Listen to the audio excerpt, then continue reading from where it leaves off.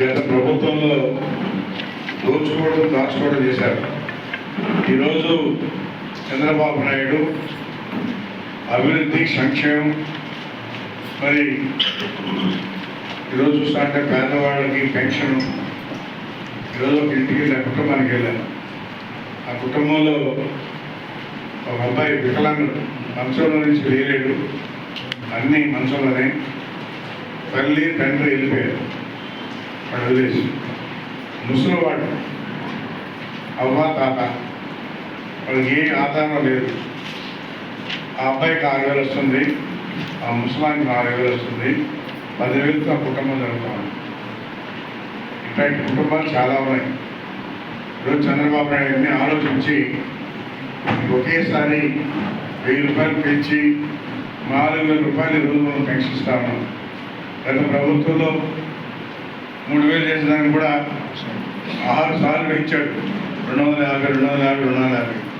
ఈరోజు రాష్ట్రంలో ఆర్థిక ఇబ్బందులు ఉన్నా ఒకేసారి పెంచి 1వ తారీఖు ఆ రోజు ఏదైనా లీవ్ వస్తే కూడా ముందు రోజు ఇచ్చే విధంగా ఈరోజు ఉదయం 7 గంటలకు వెళ్ళి పుష్పాలను నిర్మించి ఇచ్చారు. అదేవిధంగా ఈరోజు చంద్రబాబు నాయుడు కూడా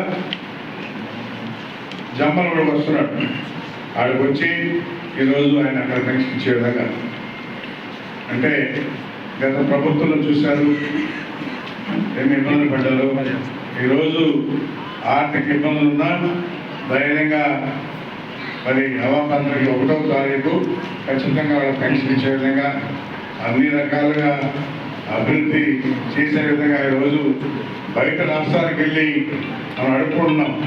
గతంలో వచ్చిన వాళ్ళని జగన్మోహన్ పరివేశాడు. పరిశ్రమలు రానియకుండా అభివృద్ధి కానియకుండా పరివేశారు. కాబట్టి ఈరోజు మన వాళ్ళు వెళ్ళి అక్కడ మాట్లాడి మనం తీసుకురావాలంటే కూడా వాళ్ళకి ఫోన్లు చేయడం, లెటర్లు పెట్టడం, ఇక్కడికి రావద్దు, మీరు నష్టపోతారు, రకరకాలుగా భయపెడుతున్నాడు. అంటే ఈ రాష్ట్రం అభివృద్ధి అవ్వడం అనేది జగన్మోహన్ రెడ్డికి ఇష్టం. సమస్యలు వస్తే మన పిల్లలకి ఉద్యోగ అవకాశాలు ఉంటాయి, ఈ రాష్ట్రంలో రెవెన్యూ పెరుగుతుంది, అన్ని రకాలుగా అభివృద్ధి చెందుతుంది. దాన్ని కూడా ఈరోజు మరి జగన్మోహన్ రెడ్డి స్వార్థం కోసం ఎంతసేపటికి వాళ్ళ కుటుంబం దోచుకోవడం దాచుకోవడం తప్ప రాష్ట్రంలో రాష్ట్ర అభివృద్ధి అనేది కూడా ఒప్పుకోవట్లేదు. ఈరోజు మన ముఖ్యమంత్రి సింగపూర్కి వెళ్ళి వాళ్ళతో మీటింగులు పెట్టి మాట్లాడుతుంటే ఆయన అందరికి ఫోన్లు చేయడం, మీరు ఎవరు రావద్దు, వస్తే నష్టపోతారు, ఇలాంటి ప్రశ్నలు మాట్లాడుతున్నారంటే అతని గురించి ఏమి చెప్పాలో కూడా అర్థం కావట్లేదు. కాబట్టి అందరూ కూడా తెలుసుకోవాలి ఇంకా. ఎందుకంటే ఒకసారి మోసపోయారు. గతంలో ఒక అవకాశం అని చెప్పి సరే తండ్రి లేని బిడ్డ అని చెప్పి అందరూ కూడా మంచి అవకాశం ఇచ్చారు. ఆ అవకాశాన్ని ఆయన రాష్ట్రాన్ని దోచుకుపోయాడు.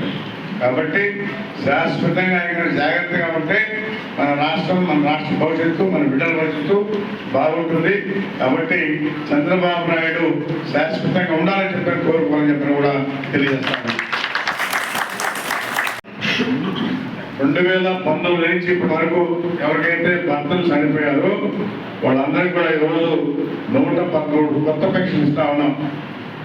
ఎందుకంటే వాళ్ళు ఇబ్బందుల్లో ఉంటారని చెప్పి మరి కొత్త పెన్షన్ కూడా ఈ నెలలో రావడం జరిగింది. ఆ కొత్త పెన్షన్ ఈరోజు మన వెంకటగిరి టౌన్కి 113 వచ్చాయి. 113 పెన్షన్ ఈరోజు కూడా జరుగుతుందని కూడా తెలియజేస్తాం.